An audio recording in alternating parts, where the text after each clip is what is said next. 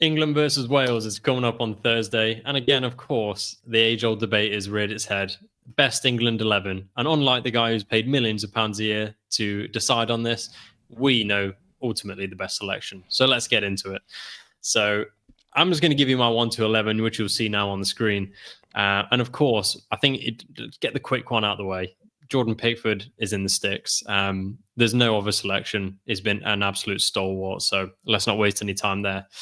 Fullbacks, Reece James. I'm picking with Reece purely because I think he's the best overall defender at right back, both attacking wise and defensive, and is a leader on the pitch. So easy pick for me, and no Chelsea bias, I promise. I'll let you get this out of the way, but I think there's a couple of debates we can have at right back. But you go ahead and we'll discuss this after my team. I'm going to list the team quick off and then we'll go into it. So James at right back, centre backs was a little harder, especially because Colwill was injured. I was hoping he might be fit. So I'm going to go with Guehi and John Stones. If Colwill was fit, would you have put him in? The only way I would have possibly. By the way, I think we should do this based on who is fit. But go ahead. Yeah. I think because he'll be out for such a long time, I was hoping he might have a great season and work his way into the team, but I just don't think he'll get the opportunity to do that now. So, and it would have been good purely because of I like having a left footer at left centre back. But with that in mind, despite what I've just said, I'm going to go Guehi and Stones, 2 right footers. Not sure which order you'd put them in at left centre back or whatnot, but those two for me are plays left centre back. So. Yeah, so those two would be my centre back choices. Great with the ball, good overall quality, and defensively awesome. So those two are there. And then left back is a little tougher. I went Miles Lewis-Skelly, but he's not getting the most game time now. So I could easily see potentially a Livramento.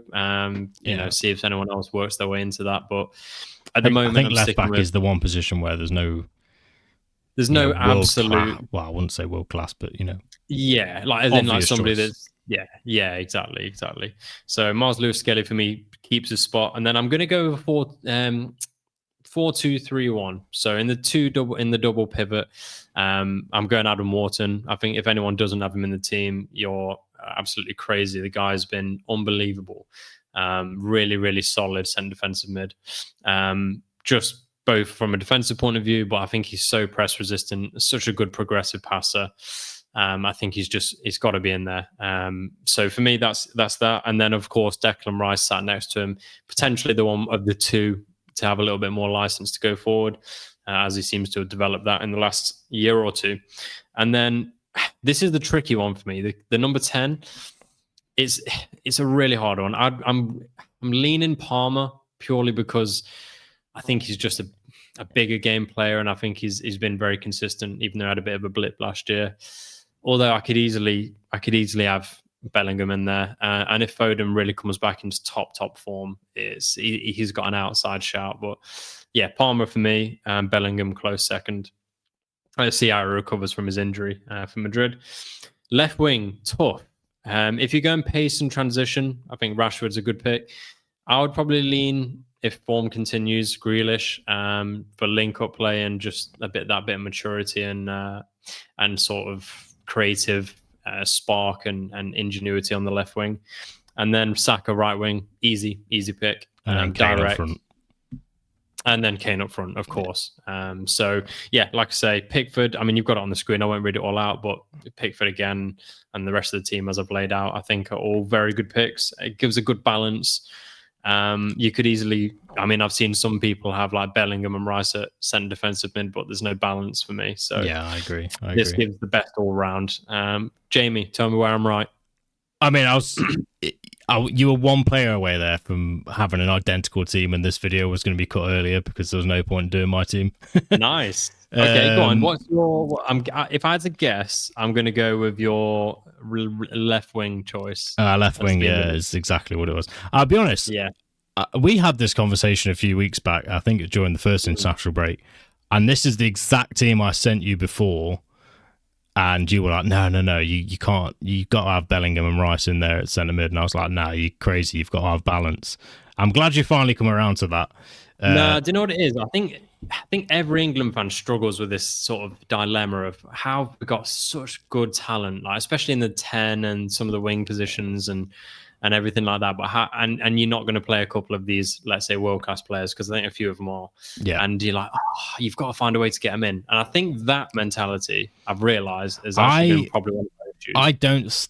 This is going to shock me. I don't think Bellingham is world-class. I think he's a bit of a... He makes himself look busy, so people think he's better than he is, but I genuinely don't think he's close to Palmer's level. I know last season he had his injury, which sort of hampered him a little, but especially his first year at Madrid, he was unbelievable. Yeah, but he was playing as almost like a striker, though. Yeah, but that's fine. Like I say, second striker, 10. He's fairly industrious as well, and obviously his size and things, he can bully opponents. I think he's got a lot to offer. I genuinely do. I just think talent-wise, I think Palmer's leagues ahead of Bellingham personally. Palmer's unbelievable. Palmer's, if in any other generation, Bellingham would be like easy pick, but then you've got Foden, Palmer, and Bellingham all there. And Eze. I also think Eze probably is better than Bellingham as well. Disrespect, yeah, not even mentioned Eze, which is mad. Although I could easily see him at left wing as well, but it just speaks to the fact we've got a weird imbalance of talent in the team. I'm happy Wharton's come on, because I think the 6 was an issue for us. I think so as well. So that helps. My team, the only position I had different was I had Rashford instead of Grealish, and the only reason being is because I think the only thing this team really misses is someone with a bit of pace that can actually be a bit more direct, especially I think in if you've got transition. Saka and Rashford, they make up for Kane's lack of pace. I don't think Saka's really massively quick, though. I think he's all right. I think he's fast. Saka's quite quick. Not really anything special. Saka will have the... He's not as... Rashford is like... Rashford, I think, is very quick. He's insane, and he's quick over short or long distance, whereas Saka's probably more of a quick darter. I think for me, Rashford, in current form especially, he's playing well for Barca. I think he has to be in. I know it's tough on Grealish, because Grealish is also playing well, but I just think we don't need much more technical ability in there. I think this is where we need someone with a bit of pace that can give us something a bit different. I agree. I agree. I think you got Kane dropping, or Kane with his ability there. You've got that's what I mean. We've mentioned Palmer, who can create for days. Wharton and Rice have got a good pass in them. You've easily got enough of that in the centre. I think, like you say, so having some pace on the wings is good. And I think, to be fair, James is not the overlapping fullback that you might have seen a few years ago. No. And Miles Lewis-Skelly has got a bit of pace, to be fair, but again, it's not like we have two very quick fullbacks to add the width either. So maybe on the wings is essential, which is a fair point. I think a couple of positions that players that I think could nick into the team. Livramento, I think, could also play right back, and obviously Trent can play there. But I think we've already seen over the years that you have a massive imbalance in the team if he's there. I think we have the players to counteract that in this team. And I think I really want to give Elliot Anderson a shout, because I think he's an unbelievable midfielder that can just do a bit of everything. So it's good to have these options specifically as well. If we do have injuries that come up. If these don't start, they might, obviously, provided they're fit, they'll be on the bench, and that gives us it's like a Swiss Army knife bench. We've got such a variety of options. I think we genuinely have the ability to win the World Cup. I really do. I think our team. I can't think of any teams that is definitely better. I think we're definitely a top 3 team in the world, maybe even the best. I genuinely do. The thing is, as well, it's not always the team with the best 11 that wins. It's sort of, and that's what we get dragged into. I mean, Italy didn't have a better team than us, in my opinion, the year that they won the Euros. No, but it's I agree. more like, how can you... Manager. Exactly. How can you tactically set up the players that you do have to get the maximum effect? Yeah. And I think we have enough talent and enough raw kind of attacking output, and obviously defensive side fairly good as well, that we should be able to win games and get deep into tournaments. And I think it comes down to Tuchel's ability to change in game and the leadership from the bench there that will pull us, hopefully. And obviously he's an experienced winner as well. He's obviously won the Champions League. Yeah.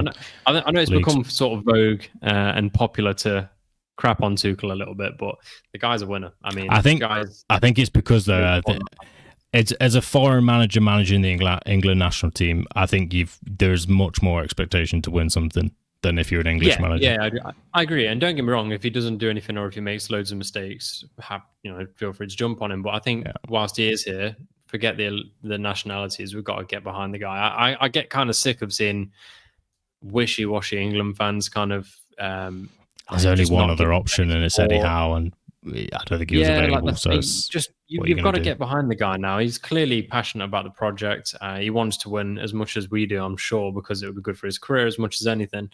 Let's just get behind him. Like, to those people that are hammering him, all I will say is you could have Sam Allardyce, in which case we definitely won't win. Do you not put Big Sam back in there, mate? Long throws, it'd be all over. It'd be all over. To be fair, in this generation of football, it might actually win us something. So. Exactly. But anyways, so that is our sort of England 11, fairly similar actually. What do you think? I'm curious about the general sentiment out there. What's your opinion on this? Where have we gone wrong? What's the debate? What's the formation you go for? Yeah. Whack it in the comments. I'm sure there'll be someone obvious that we've missed or that has to start. No. Give yourself some credit, James. We may as well be the England manager at this point. This is true. And like I said in the previous video, we are expert football manager players. So I would take 100%. This pretty much as a guarantee that this needs to be the team, to be honest. You don't take Woking from the Conference to the Champions League in 6 seasons if you've not got some serious talent, James. And on that note, put your comments in, find the like button somewhere below here, and stick around for the next one. Thank you very much for watching. Appreciate you hanging on. Take care.